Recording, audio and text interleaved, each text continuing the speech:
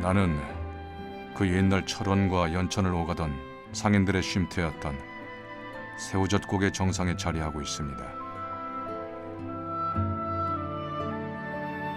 한국 전쟁이 발발하기 전 나는 철원의 발전상을 보여주는 상징이었으며 철원의 위상을 드높였던 자부심이었습니다.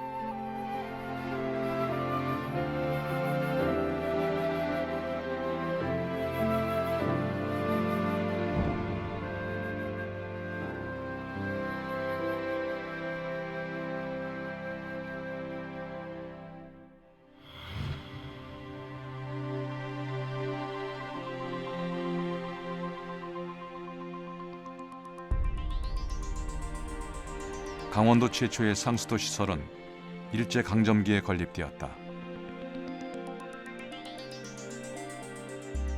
당시 수도국은 한 기의 관리소와 세 기의 급수탑, 그리고 지하 저수조를 갖추고 있었다.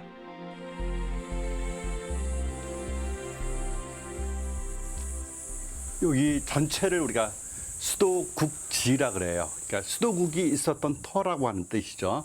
그리고 이 수도국지 안에는 물을 저장하는 저장고가 있고, 그 다음에 급수탑, 물을 이제 보내는 탑이 있어요. 여기에 원통 모양으로 되어 있는 요게 바로 급수탑인데, 여기 지금 우리가 있는 이 장소가 급수탑입니다. 여기는 뭐 굉장히 깊이가 깊은 그런 모습을 볼 수가 있는데요.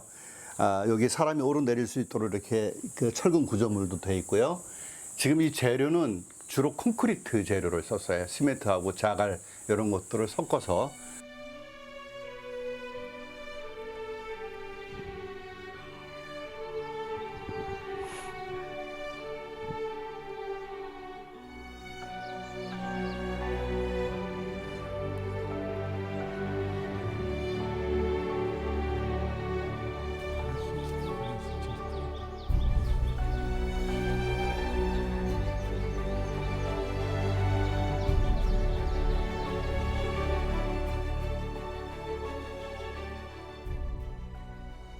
저장 탱크에 건물들을 진 거 보면 아주 사각형으로 졌잖아요. 그 사각형인데, 이 사각형 입구를 보면은 그래도 좀 문양을 좀 냈어요. 이 문양을 냈다라고 하는 게 바로 일본의 상징인 신사 있죠. 신사 앞을 가기 위해서는 항상 문을 지나가게 되는데, 그 문이 돌이라 그래요. 그 돌이의 문양을 그대로 본딴 것 같아요.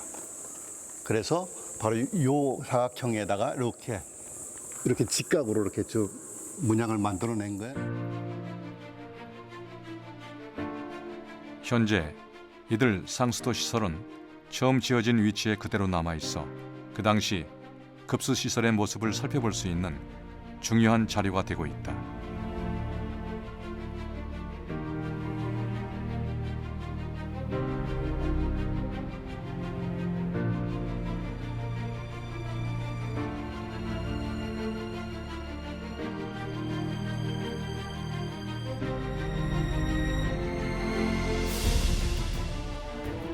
그 당시에 타 지역에는 없었으니까요.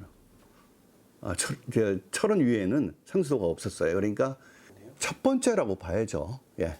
철원이 그 정도로 번화했던 지역이다라고 하는 걸 보여주는 대목일 수도 있어요. 그런데 왜 강원도 최초이자 유일한 상수도 시설이 철원에 만들어지게 되었을까?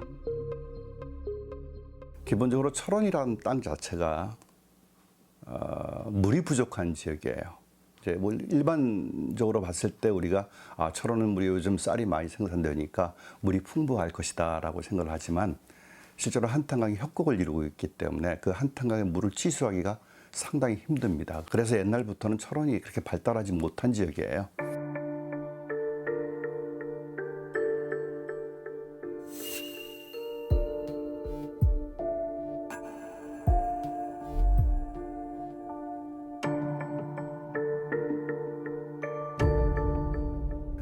그런데 이제 일제강점기가 시작이 되면서 그쪽 지역의 토양이 상당히 비옥하고, 그 다음에 평지로서 평야 지역으로 활용할 가치가 있다라고 생각을 한 일본인들에 의해서 개척이 된 그런 마을이죠.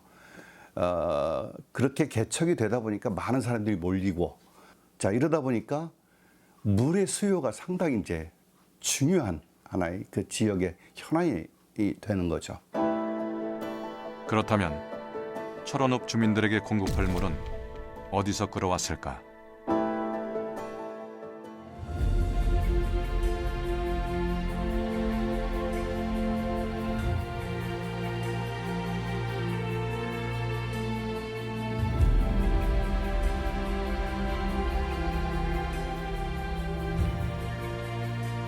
요 상류 쪽에 가면은 옛날에 안양사라고 하는 절이 있었어요.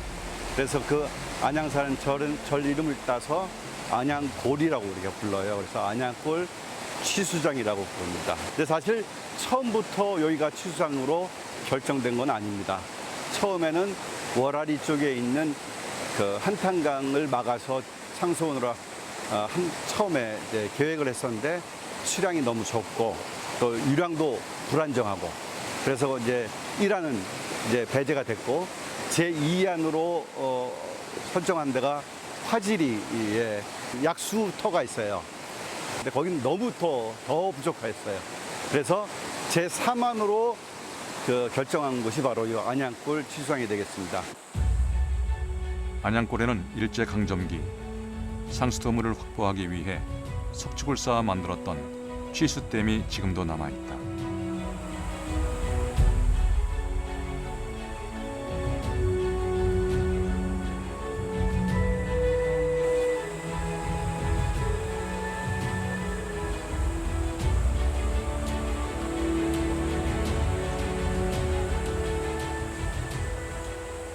여기를 보시면은 이 댐을 축전하는데 그 재료들이 전부 다 응애암은 바로 요 주변에 있는 원래 암석이고요.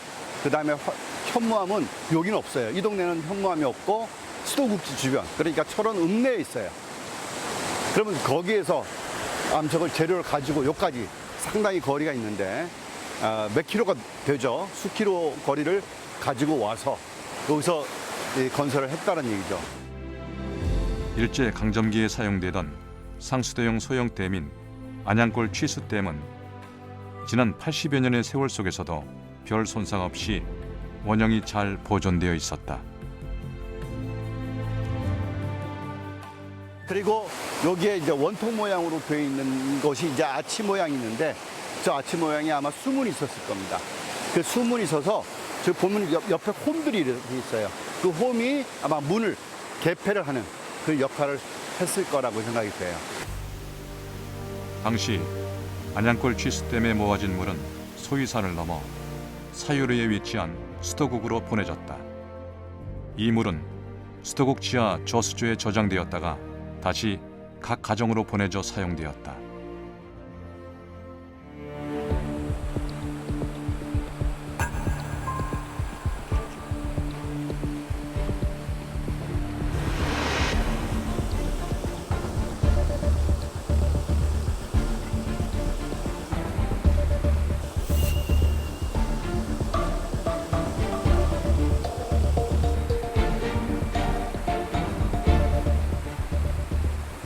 사실은 여기에 대한 자료가 전혀 없습니다. 그래서 제가 앞으로 해보고 싶은 거는 여기 취수장에서 수도국지까지 어떻게 도수로를 만들어서 연결을 했는지 그 설계도를 좀 입수를 해서 정확한 루트를 한번 그려보는 게 앞으로 해야 될 우리 몫이 아닌가 이렇게 생각이 됩니다.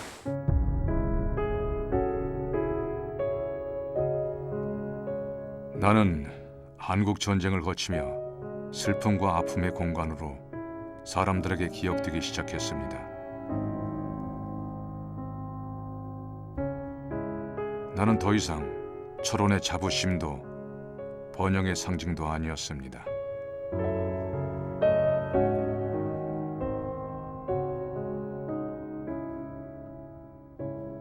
여기 보시면 총탄 자국들이 있는데 아마 6.25 전쟁 때 여기서 많은 사람들을 이제 사살했다라고 하는 얘기가 있으니까 이제 만들어진 총탄 자국이 아닐까 이렇게 생각이 듭니다. 굉장히 아픈 역사가 이제 간직하고 있는 그런 장소라고 볼 수 있겠죠.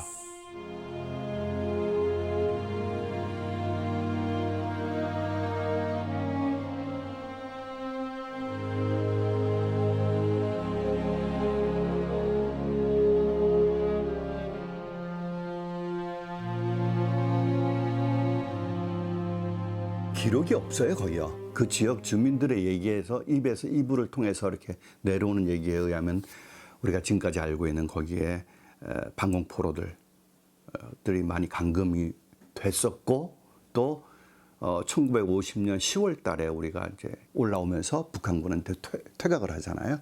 그 당시에 뭐 거기에서 많이 이제 죽음을 당하셨다라고 하는 그런 얘기가 전해져 내려오긴 해요. 북한군이 도주할 당시 수도국에서 죽음을 당했다고 전해지는 사람의 수는 약 800명. 거기엔 노동당사와 내무서 등에 붙잡혀 있던 친일, 반공 인사들도 포함되어 있었다.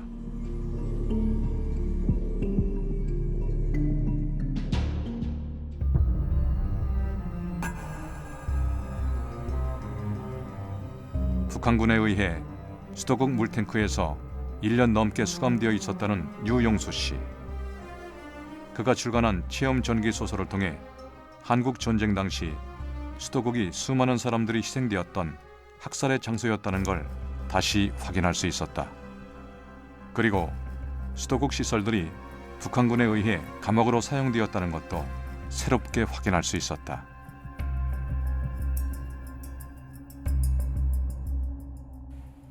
제가 여기 올 때마다 느끼는 게 뭐냐면은 조금 여기가 좀 음지거든요.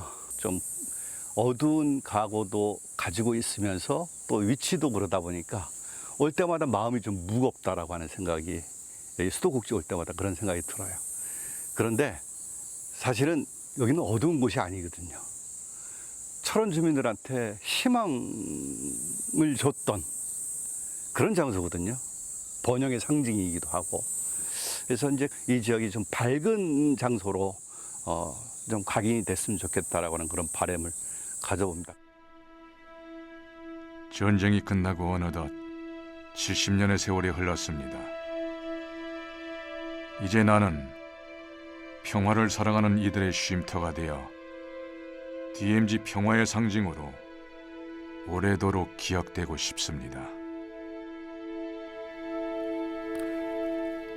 새우젓 고개의 이 흉물스러운 전쟁 유적도 스스로 이제는 평화를 살아가는 사람들의 쉼터가 되고 싶다고 말하고 있습니다. 애시당초 새우젓 고개는 쉼터입니다. 철원이 낳은 소설가 이태준도 이 고개를 넘나들며 한국 문학사의 쉼터 같은 촌뜨기라는 명작을 남겼습니다.